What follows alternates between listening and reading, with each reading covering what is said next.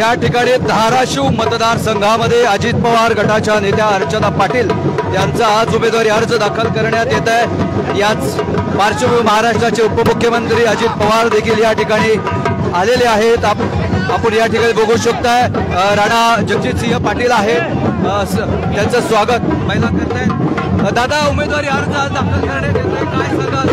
प्रचंड उत्साहामध्ये आपण बघताय फॉर्म भरण्याची प्रक्रिया चालू आहे। महायुतीचा उमेदवार अतिशय विक्रमी मताधिक्याने निवडून येणार आहे। सर्वांचा आशीर्वाद हे होते राणा जगजितसिंह पाटील। अतिशय आत्मविश्वासाने त्यांनी या ठिकाणी आपल्यासोबत प्रतिक्रिया व्यक्त केलेली आहे। अर्चना राणा जगजितसिंह पाटील या धाराशिव लोकसभा मतदारसंघातून ते राष्ट्रवादीकडून उमेदवारी लढवत आहेत। त्यांचे पती अर्चना पाटील या राणा जगजितसिंह पाटील या ठिकाणी तुम्ही बघू शकताय मतदारामध्ये आहेत। ते नागरिकांना एक सर्व आव्हान करतायत की तुम्ही आमच्या सोबत या, आम्ही तुम्हाला नव्याने एक संधी देऊ, विकासाची संधी देऊ, अशा प्रकारचे त्यांनी एक आत्मविश्वास राणा जगजितसिंह पाटील यांनी व्यक्त केलेला आहे। त्याच या ठिकाणी तुम्ही बघू शकताय धाराशिवमध्ये मोठं एक शक्ती प्रदर्शन या ठिकाणी आज करण्यात येत आहे।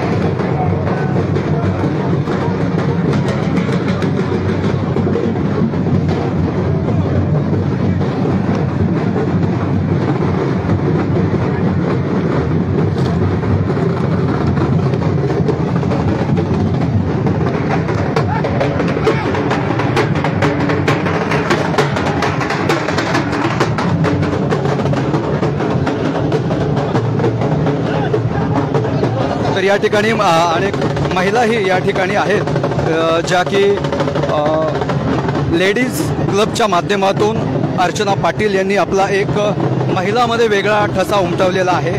महिलांमध्ये सातत्याने त्या सक्रिय असतात। याच पार्श्वभूमीवरती तुम्ही बघू शकताय धाराशिव मतदारसंघामधील सर्व महिला त्यांना पाठिंबा देण्यासाठी या धाराशिव शहरामध्ये त्या एकवटलेल्या आहेत।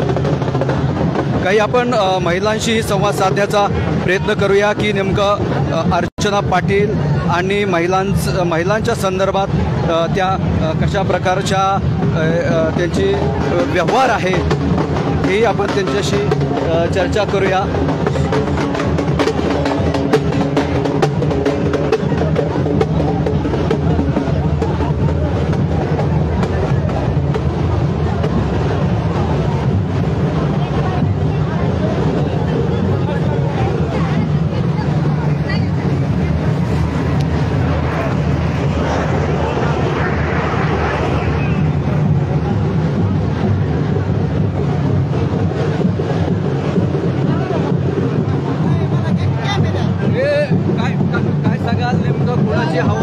अर्चनाताई पाटील यांची फुल हवा आहे धाराशिव जिल्ह्यामध्ये। शक्ती प्रदर्शन करतात अर्चना पाटील एकूण शक्ती प्रदर्शन करतायत, काय सांगाल कशा प्रकारचं? एक नंबर शक्ती प्रदर्शन होत आहे।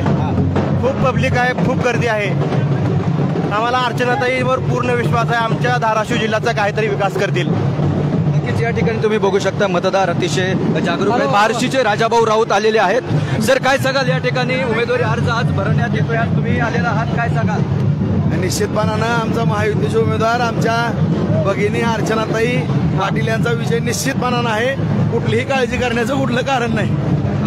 सर, एकूणच कशा प्रकारचं वातावरण पाहायला मिळेल? वंचित आघाडी या ठिकाणी तिसरी एक आव्हान म्हणून तुमच्या समोर आहे।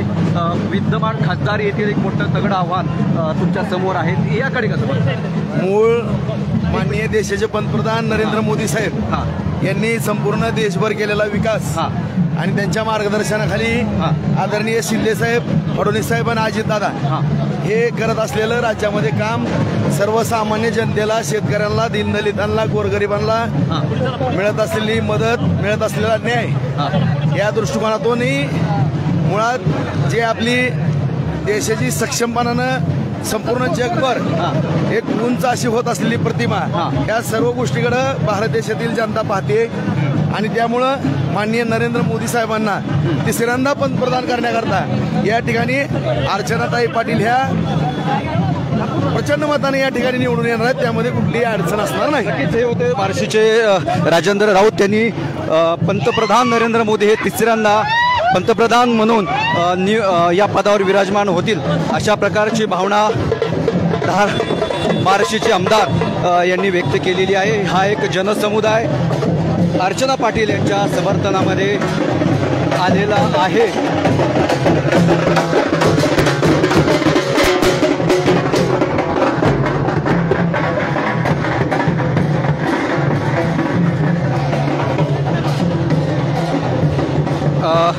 पंतप्रधान नरेंद्र मोदी आणि देवेंद्र फडणवीस यांची फोटो अनेक नागरिकांच्या हातात आहेत.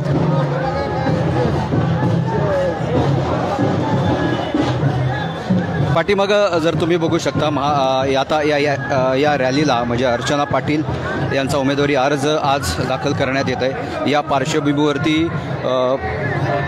भाजपा म्हणजे महायुतीकडनं मोठं शक्ती प्रदर्शन या धाराशिव शहरामध्ये करण्यात येत आहे. महाराष्ट्राचे उपमुख्यमंत्री राष्ट्रवादी नेते अजित पवार या ठिकाणी आले आहेत. आपल्यासोबत मल्हार पाटील आहेत. सर काय सांगाल, आज ताईंचा अर्ज उमेदवारी नक्कीच या ठिकाणी त्यांनी बोलण्यास नकार दिलेला आहे. मल्हार पाटील हे राणा जगजितसिंह पाटील यांचे चिरंजीव आहेत. ठीक आहे, एक मिनिट, कशा प्रकारचं वातावरण पाहायला मिळतंय? ठीक आहे, काही नागरिक बोलण्यास नकार देत आहेत, आपण त्यांच्याशी नंतर संवाद साधूया.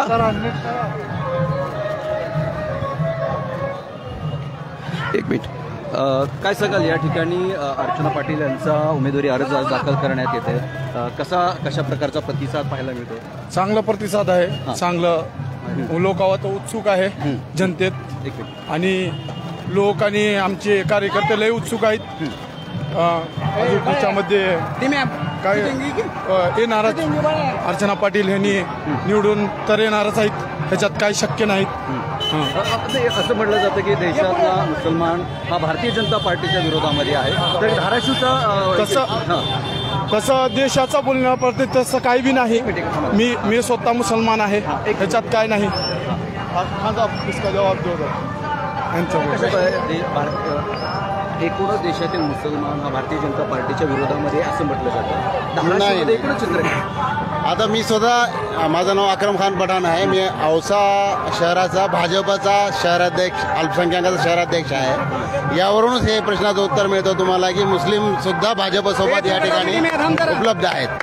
आणि या ठिकाणी आम्ही सर्वांनी प्रण घेतलेला आहे की सर्व मुस्लिम आमचा समुदाय अभिमन्यू पवार, भैया पवार आमचे आमदार यांच्यासोबत या ठिकाणी राणादादाचे या ठिकाणी घरच्यांची ही सीट निवडून आणण्यासाठी पूर्ण जीवाचं रान करून या ठिकाणी विजय प्राप्त करतील.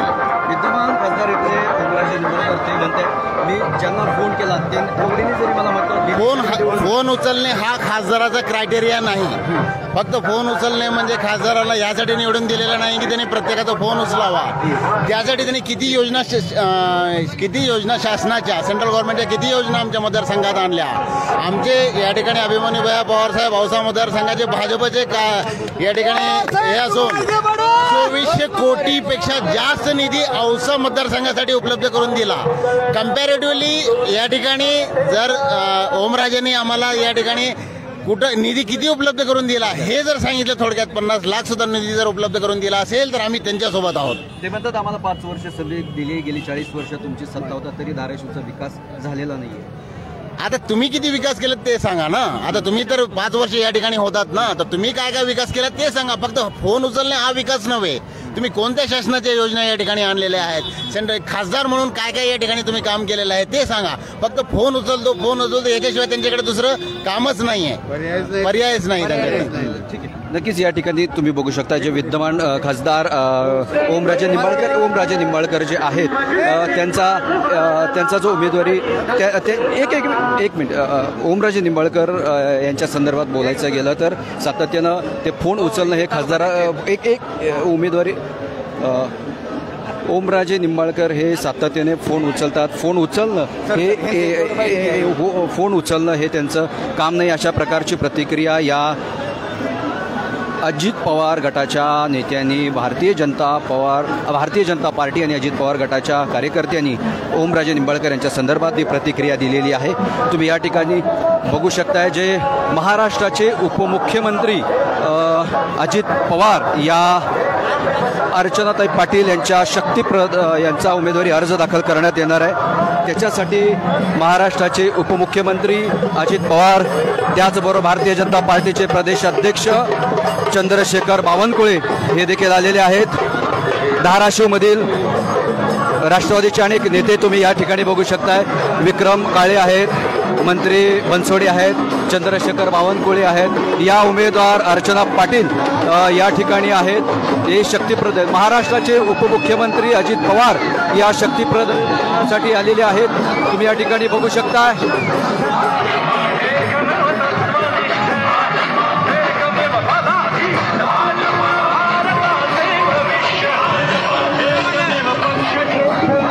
काय अजित पवार आले, काय सांगाल? अजित पवार आले, अजित पवार आले, काय सांगाल? उमेदवारी अर्ज काय नाही, अर्चना पाटील निवडून येतात. भरपूर लाख 2 लाख मतात निवडून येणार अर्चना पाटील. हो, ओमराजे निंबाळकर म्हणतात की मी फोन केलेला मतं पडली तर मी निवडून येईन. नाही, ते निवडून येत नाहीत. गरजेचा फक्त बोलतात, ते दुसरं काही करत नाहीत. हे या ठिकाणचं काम आहे. ओके, या ठिकाणी तुम्ही बघू शकताय राष्ट्रवादी काँग्रेस पार्टीचे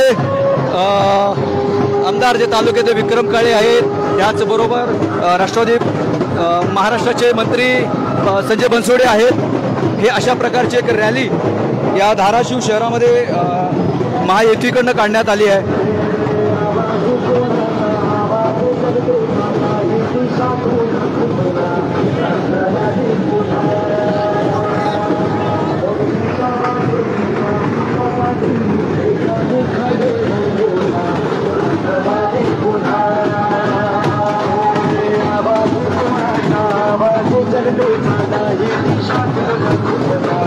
अतिशय जल्लोषामध्ये आणि ढोल ताशाच्या गजरात अर्चना पाटील यांचा उमेदवारी अर्ज दाखल करण्यासाठी हे सर्व महायुतीचे उमेदवार आज कलेक्टर ऑफिसकडे निघत आहेत. आज अर्चना पाटील यांचा उमेदवारी अर्ज दाखल करण्यात येत आहे. महायुतीचे सर्व उमेदवार, महायुतीचे सर्व पदाधिकारी या ठिकाणी आले आहेत.